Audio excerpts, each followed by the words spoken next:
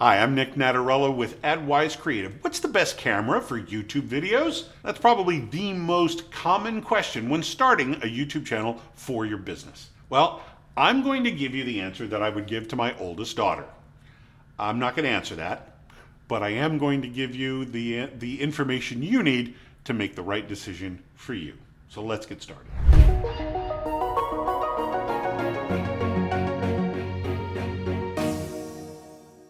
By the end of this video, you'll be able to ask the right questions, find the answers you need, and make a pretty good decision on which camera is right for you. First thing you need to do is understand your needs.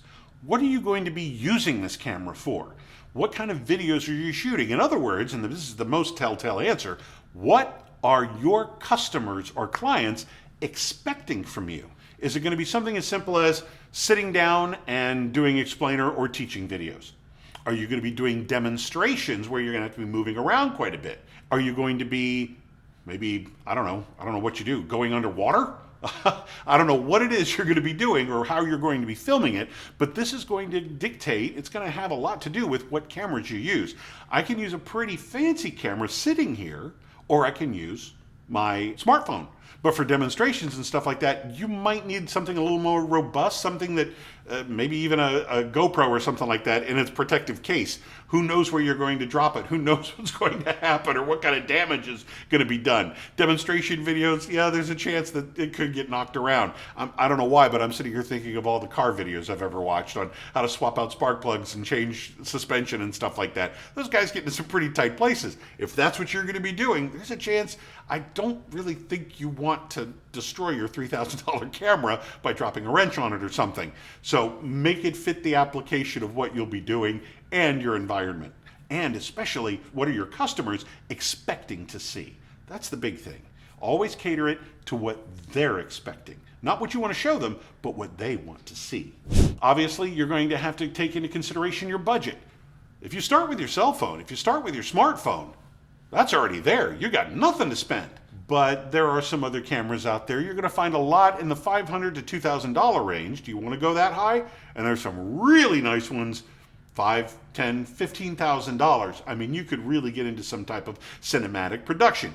Do you need that? Do you really have to go that far?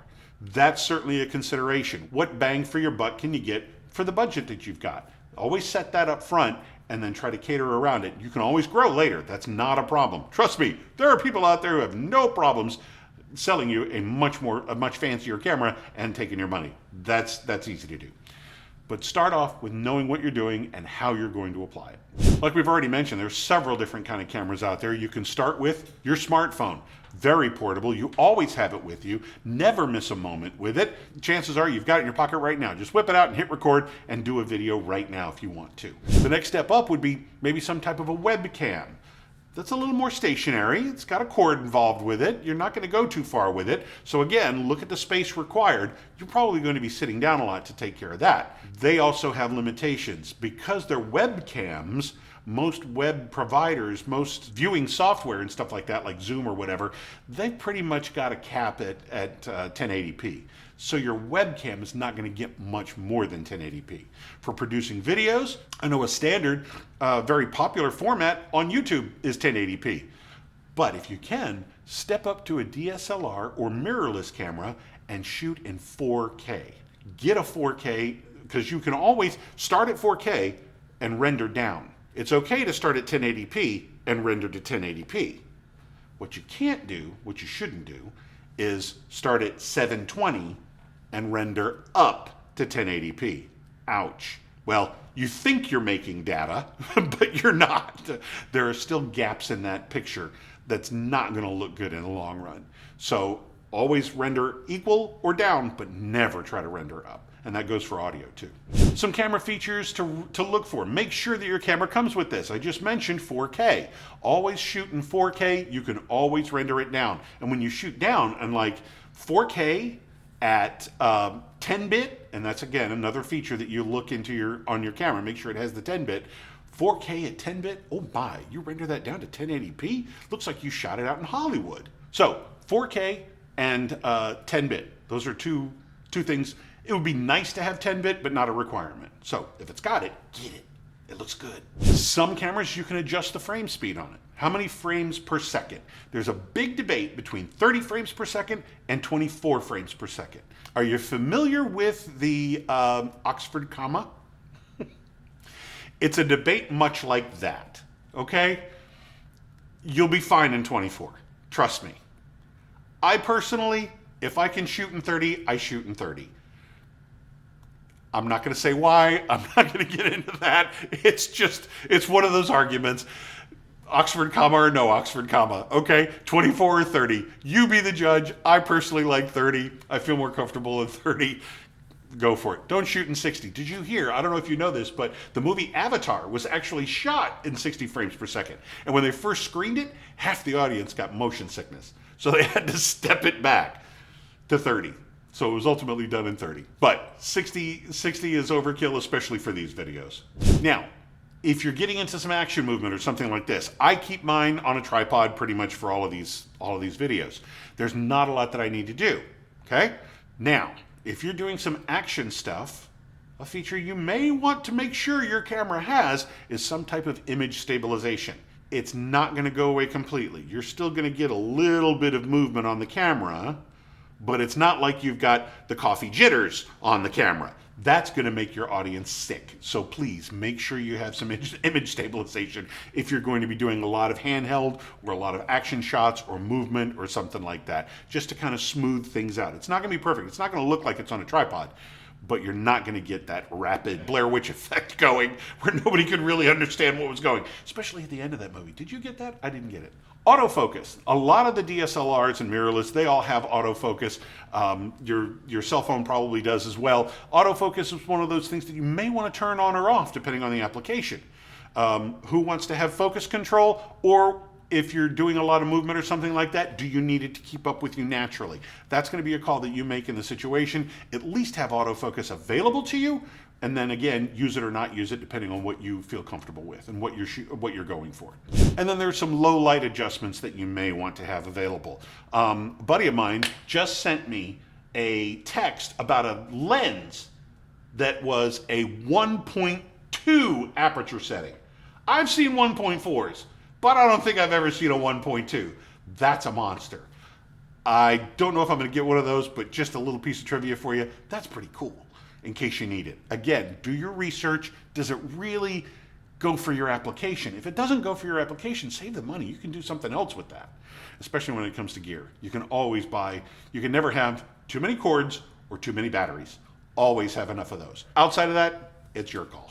I hope this isn't scaring you away. So what kind of camera do you have right now? What are you working with?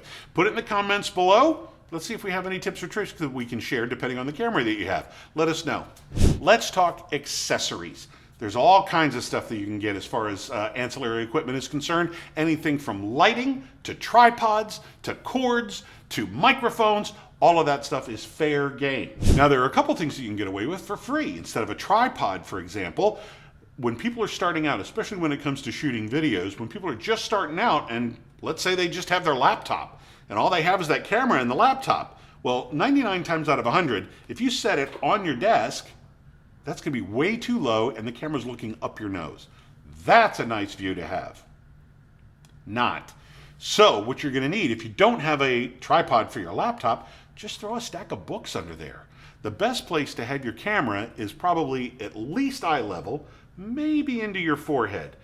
Hairline might be a little too high, but you do want to look up just a little bit. It gives you that air of confidence. It gives you that, forward-looking posture, and that helps you stand up straight and all that kind of good stuff. And it really starts to command a presence and adds to your credibility, just the mere appearance of it.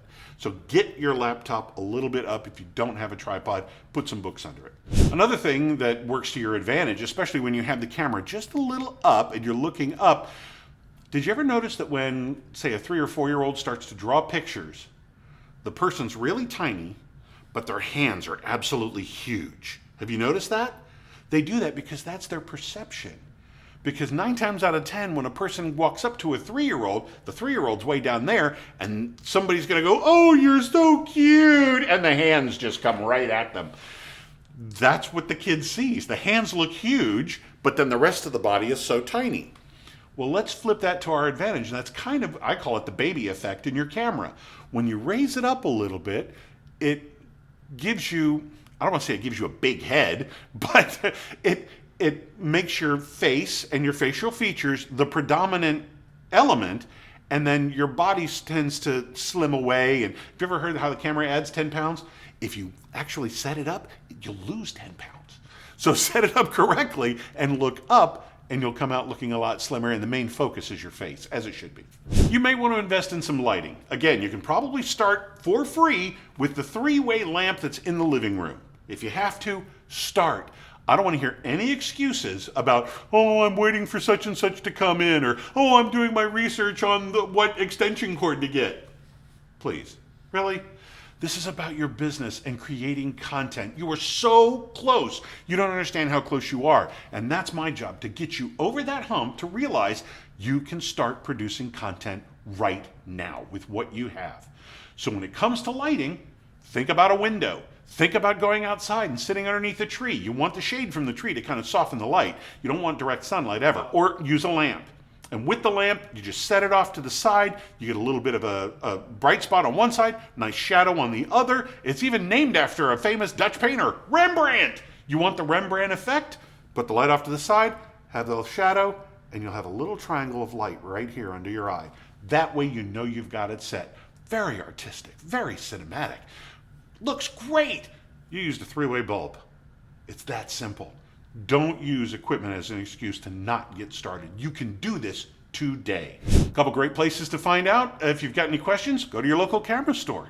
Hang out with some photography clubs. There are probably some photography clubs in your neighborhood. There are tons of forums online. There are Facebook groups, all kinds of stuff online. In fact, I imagine there are a lot of photography stores that are online that entertain questions as well. Go ask your questions there. Read up on the gear. Read up on all the new stuff that's coming out. And if you have a question, first of all, Google it. If you can't find a right Google answer because it is brand new, then feel free to ask your question. Ultimately, the camera you're going to get is going to be a personal decision. Start with your customers and what they expect, but then go with what feels comfortable to you, what looks good for you, what you can handle, what you can use the easiest, and get your content out there.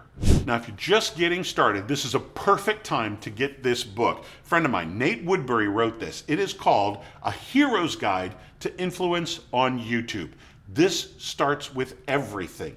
It covers cameras and lighting and editing and posting and social media. Everything is covered in this book and gets you started in the right direction. I've got a link down below. You pay shipping and printing costs. It's not an affiliate link for me. Nate's not making any money on it. He gave me a bunch of copies to give to you. So sign up for yours right now and we'll get it out to you as soon as we can. The link is down below in the comments. Did this help? I sure hope it did. I'm Nick Nettarella. Thank you for watching.